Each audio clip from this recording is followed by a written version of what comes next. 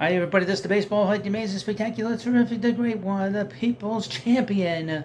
Your host, the Hut, and welcome back to the Baseball Hut. Hope you like this video and subscribe. Again, when I talk about Pete Alonso, I know people have been been digging these videos that I've been doing on the polar bear. Just from sort of my perspective, I don't want the Mets to trade him. I want the Mets to sign him.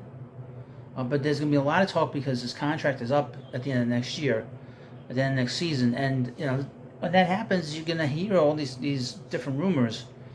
And obviously stuff is coming out about what Pete's looking for. I don't blame him. But the Mets should really try hard to sign him. I mean, there's no reason not to. But here we got from MLB Trade Rumors. Pete Alonso looking to surpass recent deals for top first baseman. The relationship between the Mets and Pete has a ticking clock on it. The slugging first baseman now less than a year away from free agency. There have been plenty of rumors about the possibilities of a trade or an extension, though neither has come to fruition thus far. This week, Jeff Passan of ESPN reported that Alonso's request and extension talks have surpassed the recent contracts for other first basemen from recent years. Meanwhile, Jesse Rogers of ESPN reports that the Cubs continue to have interest and would be willing to make Christopher Morel part of the return package. That is not a great start to that package. He strikes out a ton. Alonso's appeal is obvious as he has been one of the best power bats in the majors since his 2019 debut. He has hit between 37 and 53 home runs in each full season of his career and 16 more in the shorthanded 2020 campaign. His 192 long balls since the start of 2019 are easily the most in baseball, with Matt Olson second at 177. I would mention about Matt Olson. In 2022, Matt Olson hit 34 home runs. This past year, he hit 54 home runs, and he's still behind Pete Alonso by 15 home runs. Overall, Alonso has hit .251 with a .528 slugging percentage. Reviews on his glove are mixed, with ultimate zone rating and outs above average consider him to be subpar, although defensive runs saved disagrees. Regardless, his bat is potent enough that he's plenty valuable even without strong work in the field. He's a workman-like first baseman. His range isn't great, but he catches everything that's thrown to him, and his hands are fine for the most part. He's not going to want a Gold Glove, but you can live with him at first. He's not been at any point a problem. In fact, he came up with out of college with a bad reputation to be a bad defensive first baseman. He's been good. That Alonso's looking to get a contract much bigger than the top first base contracts of recent years is fairly logical given his output. The last decade saw some mammoth deals for first basemen, but recent years have seen a softening. Miguel Cabrera got an extension of $248 million from the Tigers, topping the $240 and $214 earned by Albert Pujols and Prince Fielder respectively. But that Cabrera deal was in 2014, whereas the later deals were going into 2012. Since that time, the two biggest guarantees for first base went to Olson and Freddie Freeman. Olson signed an 8-year, $168 million extension with Atlanta when he was still 2 years away from free agency. Back in February, Anthony Franco of MLB Trade Rumors took a look at Alonso as an extension candidate and noted the similarities between them at the time. But since then, Alonso has moved 1 year closer to the open market.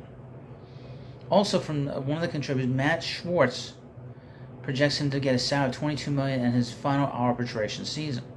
Players generally increase their earning power as they move closer to free agency, which gives Alonso an argument for going past Olson at this point.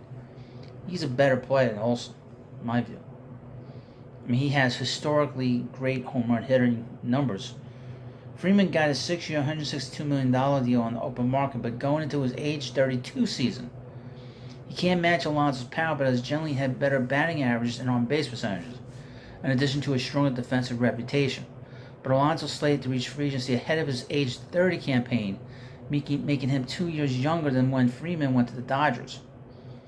All this suggests Alonso and agent Scott Boras are setting their sights on something in the $200 million range. It's unclear if the Mets have any interest in meeting that asking price, but it also doesn't appear they are being pushed into a trade. President of Baseball Operations David Stearns has said multiple times that he expects Pete to be the club's opening day first baseman next year. Quote, "I don't draw the lines in the sand," Stearns said last week, "and I'm never going to say never. But I absolutely think it's fair that I don't anticipate him getting and being traded.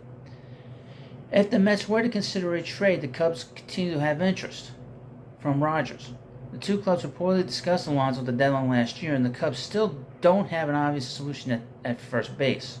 Matt Barnes continued to hit well in AAA, but his first 99 plate appearances in the majors led to a line of 167. Ooh.